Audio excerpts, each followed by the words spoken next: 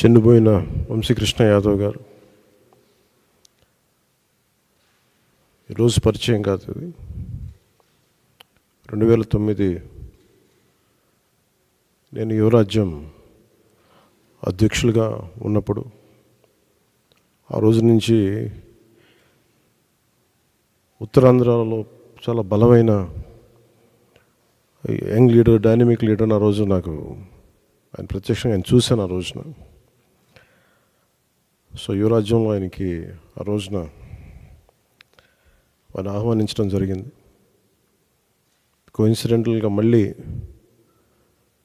2009 తర్వాత మళ్ళీ 2023లో ఎమ్మెల్సీ అభ్యర్థిగా ఉండి కూడా మనస్ఫూర్తిగా ఈ రోజున జనసేన పార్టీలోకి వారు వచ్చినందుకు మనస్ఫూర్తిగా శ్రీ చిన్నబోయిన వంశీకృష్ణ యాదవ్ గారిని మనస్ఫూర్తిగా ఆహ్వానిస్తున్నాను. వారితో పాటు పార్టీలోకి వచ్చిన మీ నలుగురికి కూడా ప్రత్యేకించి నా హృదయపూర్వక ఆహ్వానం పలుకుతూ ఉన్నాను. మీ రాక, వంశీకృష్ణ గారి రాక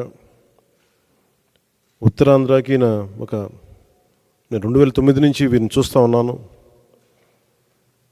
చాలామంది ఆ రోజుల్లో, ఇంక్లూడింగ్ తెలంగాణలో కూడా చాలామంది యువరాజ్యంలో ఉన్న వ్యక్తులు చాలామంది కీలకమైన నాయకులు అయ్యారు ఈ రోజున, అటు తెలంగాణలోనూ ఇటు ఆంధ్రాలో.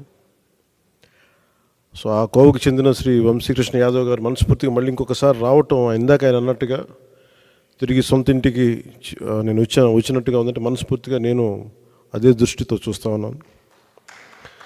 ఇది అలాగే ఆయన వచ్చిన విధానం నాకు చాలా నచ్చింది. ఏ సమస్యల మీద ఇవన్నీ ప్రస్తావించకుండా భావజాలం ఇది మరింతగా ఆకట్టుకుంది. ఆయన పార్టీలోకి రాకముందు చర్చల మీద నేను అర్థం చేసుకుంది. వైఎస్ఆర్సీపీ పాలన గురించి, వీటి గురించి ఏమి కాకుండా నేను ప్రత్యేకించి ఇంతకుముందు ఎట్లాగైతే ఆకర్షితున్నాయి, నేను 2009లో వచ్చాను. అది కూడా చాలా స్వల్ప తేడాతో ఓడిపోయారు విశాఖ తూర్పు నియోజకవర్గం నుంచి. 2014 కూడా అదే పరిస్థితి. కానీ పోటాపోటీగా మళ్ళీ ఎమ్మెల్సీ ఎన్నికల్లో పోటీ పడి గెలిచి ఆ విజయం మరి ఇలాంటి బలమైన నాయకుడిని జనసేనకి మనస్ఫూర్తిగా ఇష్టపడి వచ్చినందుకు ఇంకొక మారు మనస్ఫూర్తిగా ధన్యవాదాలు తెలుపుకుంటూ, ఏ నమ్మకంతో అయితే జనసేనలోకి వచ్చారో మీకు మనస్ఫూర్తిగా నేను వ్యక్తిగతంగా పార్టీ పరంగా భరోసా ఇస్తున్నాను. మీకు అండగా ఉంటాం. మీతో పాటు వచ్చిన మీ అందరికీ కూడా ఈ రోజున కండువాలించిన ప్రతి ఒక్కరు కూడా పేరు పేరున మీరు ఒకళ్ళు ఇద్దరు నాకు ఖచ్చితంగా యువరాజ్యంలో చేశారని అనుకుంటా ఉన్నాను. మీరు చేశారు, దుర్గాప్రసాద్ గారు. సో మీ అందరికీ మరోమారు మనస్ఫూర్తిగా స్వాగతం పలుకుతూ, నేను చూస్తుంది మీకు ఆయనతో పాటు గత దశాబ్దన్నర కాలంగా ఉన్నారు కాబట్టి ఆయనకి ప్రత్యేకించి మీకు చెప్తున్నాను. ఇది ఆయన్ని నేను ఒక నియోజకవర్గం దృష్టితో చూడట్లేదు. అలాంటి బలమైన వ్యక్తులు రాష్ట్రానికి చాలా అవసరం. రాష్ట్ర స్థాయి నాయకుడిగా ఆయన ఎదగాలి. మనస్ఫూర్తిగా దానికి నా వంతు కృషి నేను చేస్తానని మీకు తెలియజేసుకుంటూ, ఆయన నమ్మి మీరు ఇంతకాలం ఆయనతో ఉన్నందుకు మీరు మనస్ఫూర్తిగా భవిష్యత్తులో ఆయనకి మంచి భవిష్యత్తు వేసేలాగా పార్టీ చాలా నిర్మాణాత్మక చర్యలు తీసుకుంటాం. చాలా బలంగా ఆయనకి అండగా ఉంటాం తెలియజేసుకుంటూ, దీనికోసం